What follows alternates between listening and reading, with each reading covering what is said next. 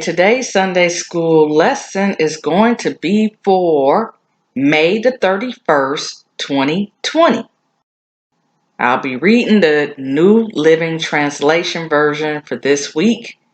This is the International Sunday School lesson. The title of this lesson is called Pursue Love and Justice. The scripture text for this lesson is Hosea chapter 11, verses 1 and 2, and then verses 7 through 10, and then again Hosea chapter 12, 1 and 2, and then verses 6 through 14.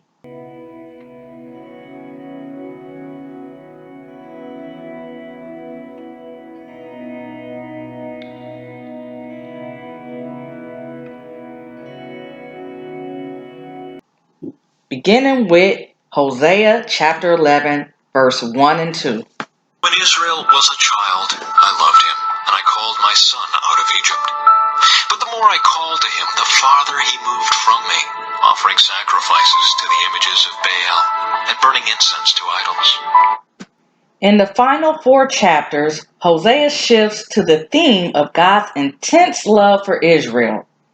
God had always loved Israel as a parent loves a stubborn child, and that is why he would not release Israel from the consequences of its behavior.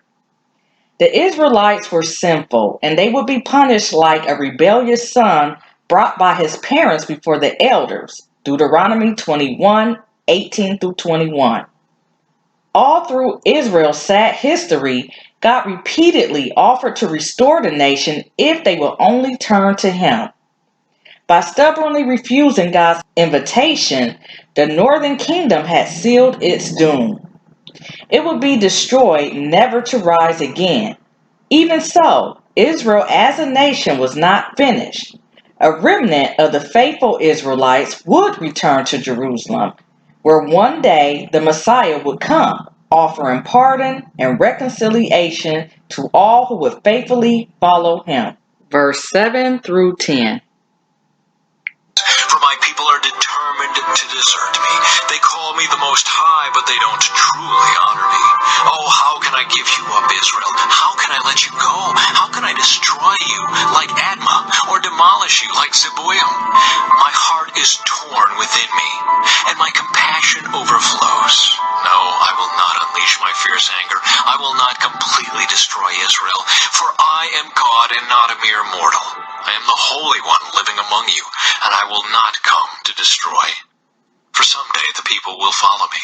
I, the Lord, will roar like a lion, and when I roar, my people will return trembling from the west.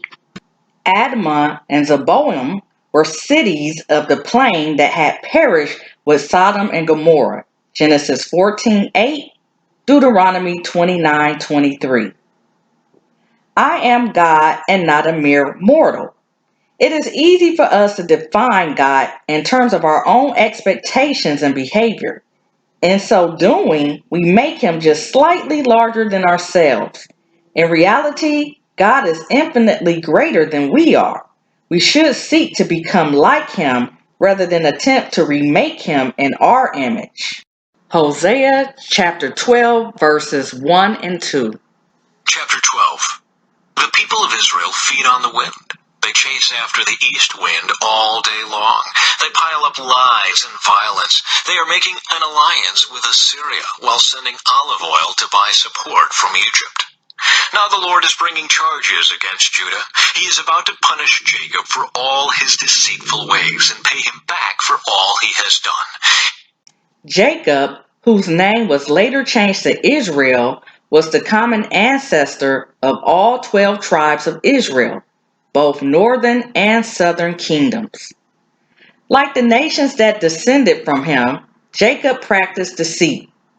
Unlike Israel and Judah, however, he constantly searched for God. Jacob wrestled with an angel in order to be blessed, but his descendants thought their blessings came from their own successes. Jacob purged his house of idols, Genesis 35:2. But his descendants could not quit their idol worship. Continuing with verse 6. So now come back to your God. Act with love and justice and always depend on Him. But no, the people are like crafty merchants, selling from dishonest scales. They love to cheat. Israel boasts, I am rich. I've made a fortune all by myself. No one has caught me cheating. My record is spotless.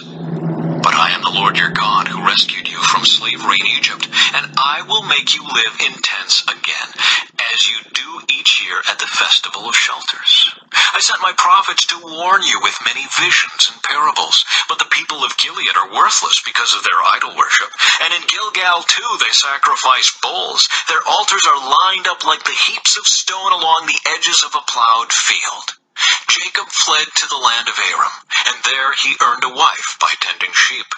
Then, by a prophet, the Lord brought Jacob's descendants out of Egypt, and by that prophet they were protected.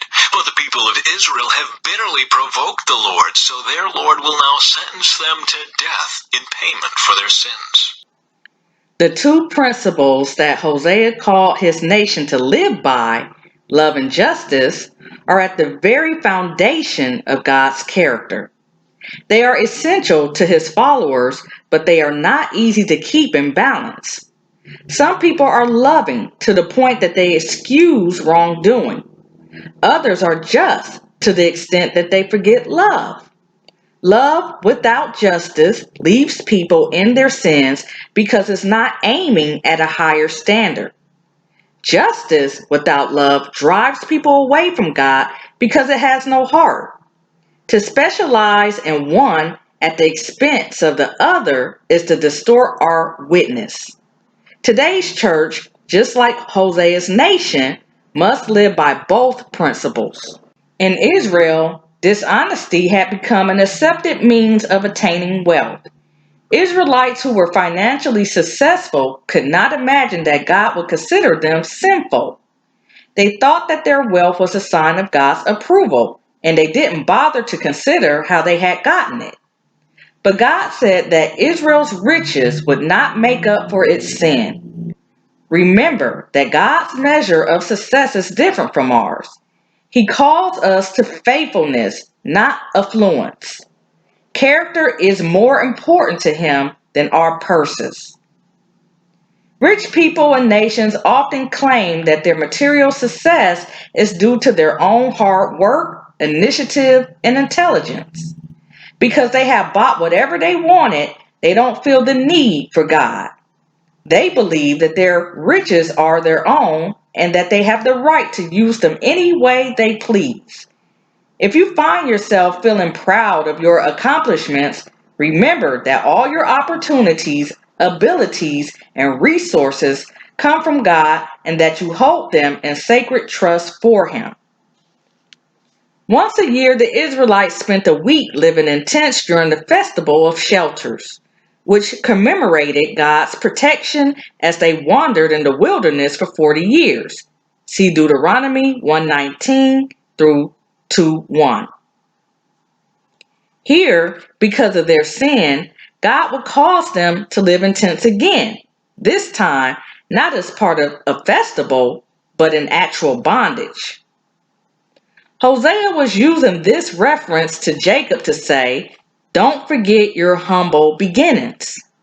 What you have is not a result of your own efforts, but it's yours because God has been gracious to you. The prophet who brought Israel out of Egypt was Moses. Exodus 13, verses 17 through 19. All too frequently, we feel the sneaky satisfaction of having gotten away with something, and our choices often convey to others that we are the most important people in our lives. We feel secure because of what we own or who we know. When trouble comes, we try to solve our own problems by way of people and stuff. Suddenly, Israel looks as familiar as our reflection in the mirror.